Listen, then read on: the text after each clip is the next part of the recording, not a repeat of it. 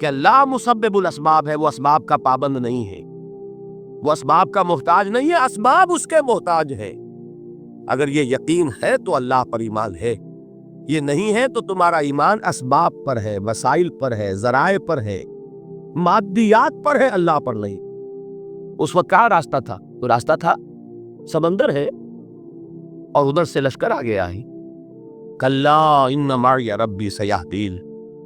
اب دیکھیے ایمان کہہ دینا آسان ہے، ہوا معکم اینما کنتم، جہاں کہیں بھی تم ہوتے ہو اللہ تمہارے ساتھ ہوتا ہے، لیکن اس کا یقین قائم ہو جائے تو زمین و آسمان کا فرق واقع ہو جائے۔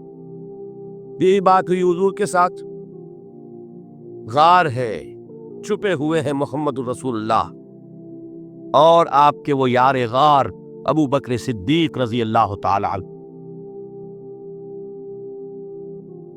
اقبال نے حضرت ابو بکر کی شان میں چند اشعار کہے صرف، لیکن واقعہ یہ ہے کہ بھاری بھاری نظموں پر اور قصیدوں پر بھاری ہے، طویل ترین نظمیں اور قصیدے ہوں ان پر بھاری ہے۔ ہمتیں ابو بکر کی ہمت جو ہے، کشت ملت را چو ابر، جیسے بارش سے کھیتی اپجتی ہے، ابو بکر کی ہمت اور عزیمت اس امت کو اسی طرح سینچنے والی ہے۔ ثانیے اسلام و غار و بدر و قب، وہ دوسرے تھے اسلام میں، دوسرے پہلے کون تھے؟ انا اول المومنین، حضور کی بات ہے، سب سے پہلا ایمان لانے والا میں، دوسرے ابو بکر۔ ویسے ہمارے ہاں یہ چلتا ہے اختلاف، حضرت علی پہلے ہے کہ حضرت ابو بکر پہلے ہے، لیکن اس میں بڑی خوبصورت تطبیق قائم کی ہے علماء نے، اور بہت صحیح ہے۔ چار کے بارے میں فیصلہ ہی مت کرو کہ کون پہلے ہے، ان کی ایک عجیب تقسیم کر دی ہے۔ آزاد مردوں میں، بالغ مردوں میں سب سے پہلے ابو بکر، بچوں میں سب سے پہلے علی، خواتین میں سب سے پہلے خدیجہ، اور غلاموں میں سب سے پہلے زید ابن حارثہ۔ بڑی پیاری تقسیم ہے، یہ چاروں ہی پہلے ہیں، ہر ایک کے لیے اولیت ہے۔ اور واقعہ یہ ہے کہ اگر زمانی اعتبار سے تعین ہوگا تو پہلے خدیجۃ الکبریٰ آئیں گی رضی اللہ تعالیٰ عنہ۔ کسی اور سے بات کرنے کی نوبت بعد میں آ سکتی ہے، پہلے تو اہلیہ محترمہ سے بات ہوئی، آتے ہی پہلی وحی ہوئی ہے، ابھی تبلیغ کا حکم نہیں تھا، کس کو بتایا واقعہ؟ ابھی اپنی نبوت کی تبلیغ کا تو حکم ہی نہیں آیا۔ واقعہ کس کا ہے؟ وہ خدیجہ کا ہے۔ جب کہا ہے کہ خشیت علی نفسی، مجھے اپنی جان کا اندیشہ ہے، تو کیا جواب دیا خدیجہ نے رضی اللہ تعالی عنہا؟ وہ صدیقۃ الکبریٰ ہے۔ صدیقات جو ہے خواتین، ان میں چوٹی پر خدیجۃ الکبریٰ ہے رضی اللہ تعالی عنہ، اور صدیق جو مرد ہیں ان میں صدیق اکبر ہے ابو بکر صدیق رضی اللہ تعالی عنہ، لیکن صدیقات میں چوٹی۔ جب حضور نے فرمایا خشیت علی نفسی، کیا فرمایا؟ کیا عرض کیا؟ کیسے تسلی دی؟ نہیں، اللہ آپ کو ضائع نہیں کرے گا، آپ غریبوں کے ہمدرد تھے، آپ مساکین کے تکالیف رفع کرنے والے، آپ بیواؤں کی سرپرستی کرتے، آپ مسافروں کی خدمت کرتے، اللہ آپ کو ضائع نہیں کرے گا۔ یہ یقین ہے اس خاتون کے اندر۔ خیر وہ ایک علیحدہ بات ہو جائے گی۔ میرے دل پر حضرت خدیجہ رضی اللہ تعالیٰ عنہ کی شخصیت کا بڑا گہرا نقش ہے، جو وہ کوئی اور ہی وقت اور موقع ہوا تو بیان ہوگا۔ بہرحال اقبال نے ایک مصرے میں جو چار اولیتیں جمع کر دی ہیں، ہمتیں کشت امت را چو ابر، ثانی اسلام و غار و بدر و قبر۔ اسلام میں حضور کے بعد پہلے کون؟ ابو بکر۔ غار میں حضور کے ساتھ کون؟ ابو بکر۔ بدر کی رات اللہ کا رسول سر بسجود، وہ جھاڑ، وہ گھاس پھوس کی جو جھوپڑی بنائی گئی تھی، اور وہاں تلوار ننگی لے کر پہرا دینے والا کون؟ ابو بکر۔ اور اس حجرہ عائشہ میں محمد کے بعد سب سے پہلے دفن ہونے والا کون؟ ابو بکر رضی اللہ تعالی عنہ وصلی اللہ علیہ وسلم۔ دو جو معاملہ میں سنا رہا تھا غار ثور کا، حضرت ابو بکر بھی حضور کے خیال سے لرز گئے ہیں. آپ کو یاد ہوگا کہ جا کر پہلے تمام جتنے سوراخ تھے انہیں بند کیا. ایک سوراخ رہ گیا تھا جس کو بند کرنے کے لیے کوئی کپڑا نہیں تھا. وہاں اپنی ایڑی رکھی ہے. تب کہا ہے حضور سے تشریف لائیے, اور اپنے زانوں پر حضور کو لٹایا ہے. اور وہاں کسی موذی جانور نے کاٹا ہے. حضور کی آنکھ لگ گئی تھی. اس وقت اس بل کے اندر جو بھی بچھو ہے کیا ہے واللہ عالم, اس نے کاٹا ہے. اس کی تکلیف کی وجہ سے ابو بکر کی آنکھوں سے آنسو ٹپک گئے. حضور کے چہرے مبارک پر پڑے ہیں تو حضور جاگے ہیں معاملہ کیا ہے. ایڑی نہیں ہٹائی وہاں سے.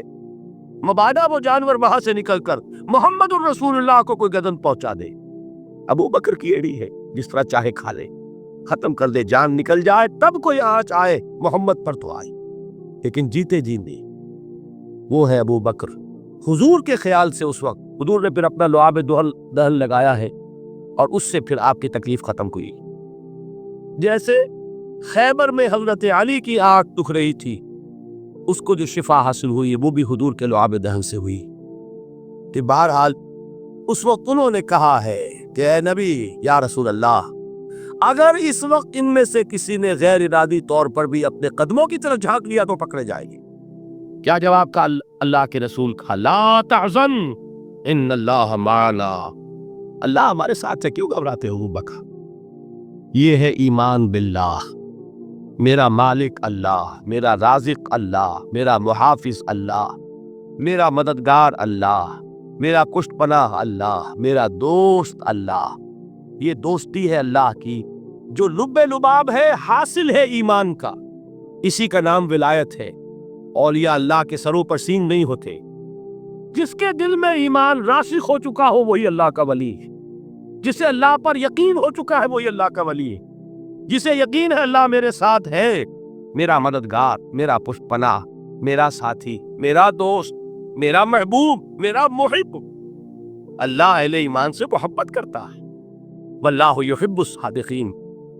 ان اللہ یحب الذین یقاتلون فی سبیلہ صفا کانہم بنیان مرصوص. اللہ محبت کرنے والا, اہل ایمان محبوب, اور اہل ایمان محبت کرنے والے اللہ محبوب. والذین آمنوا اشد حبا للہ.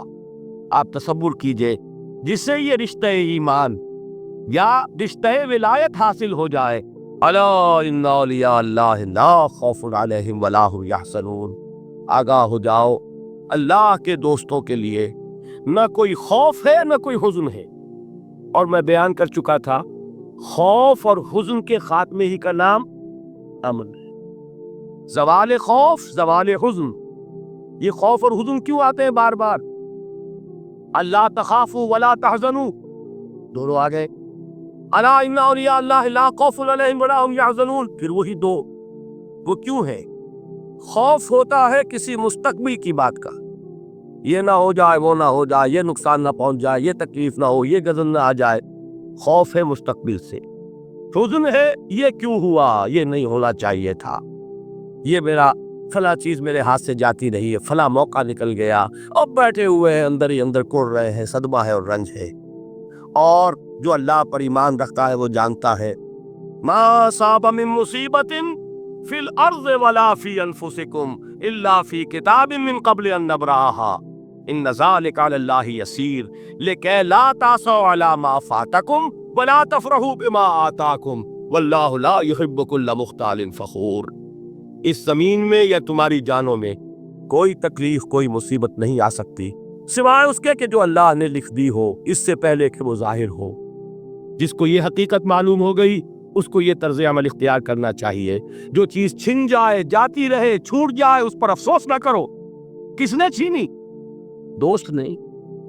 دوست کے فیصلے پر شکایت. دوستی کو بٹا لگا رہے ہو. سر تسلیم خم ہے جو مزاج یار میں آئے. اگر دوستی ہے تو پھر تو تمہیں گردن جھکانی چاہیے کہ ہر چے ساقی ماریخ عین الطافست. جو بھی میرا ساقی میرے پیالے میں ڈال دے اس کا کرم ہے. جو اس کی طرف سے آئے اس پر کوئی رنج نہیں, کوئی صدمہ نہیں, کوئی غم نہیں, کوئی شکایت نہیں, کوئی شکوہ نہیں.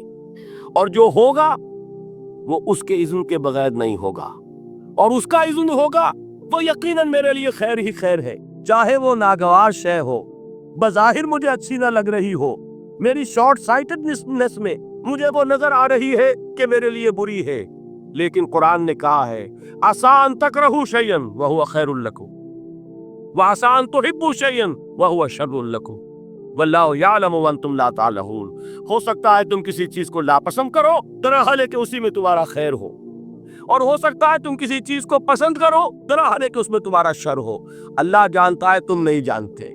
जब मुझे ये बात मालूम हो गई, मैंने अपना मामला अल्लाह के हवाले किया। सुपुर्दुम बे तो माया खेशरा उदानी हिसाबे कमो बेशरा। ए रब, जो तू चाहता है वो हो, तेरे इल्म में जो शय मेरे लिए खैर है वो हो जाए। मेरी कोई पसंद नहीं, मेरी कोई चाहत नहीं, ये है राजी बरज़ाए रब। अकबर इलाहाबादी ने इसे कहा है रज़ाए हक पे राजी रहे। ये हरफे आरजू कैसा, खुदा खालिक, खुदा मालिक, खुदा का हुक्म तू कैसा। जब मैं आ गया बीच में, मेरी पसंद, मेरी मर्जी, मेरी ख्वाहिश, मेरी चाहत, यही तो शिर्क है। माशा अल्लाह काना व मा लम यशा लम यकुन। जो अल्लाह ने चाहा वो हुआ, जो उसने नहीं चाहा नहीं हुआ। इख्तियार उसका है, मेरा तो नहीं। रज़ाए हक पे राजी रहे, ये हरफे आरजू कैसा, खुदा खालिक, खुदा मालिक, खुदा का हुक्म तू कैसा। इकबाल ने इसे कहा है फारसी में। अब आप कहे उसका तर्जुमा भी करो तो वो मुझे जरा इस वक्त कुछ बहुत ही बदज़ौक़ी किसी बात नजर आएगी। जाइए पूछिए किसी से जिसे फारसी आती हो। बरू कशीन ज़ पेचा के हस्त बूद मरा, चौदहा के मकामे रजा कशूद मरा। मुझे तो तमाम पेचो खम से निकाल दिया इस मकामे रजा ने। मैं राजी बरज़ाए रब हूँ, जो फैसला उसका मैं उस पर राजी। तो कहाँ का हुज़्न और किसका खौफ। यही ज़वाल हुज़्न और ज़वाल खौफ, यही है अमन, ये नतीजा है ईमान का। तो जान लीजिए, ये है लुब्बे लुबाब, ये है हासिल ईमान का। ये है तो ईमान है, ये नहीं है तो ईमान नहीं।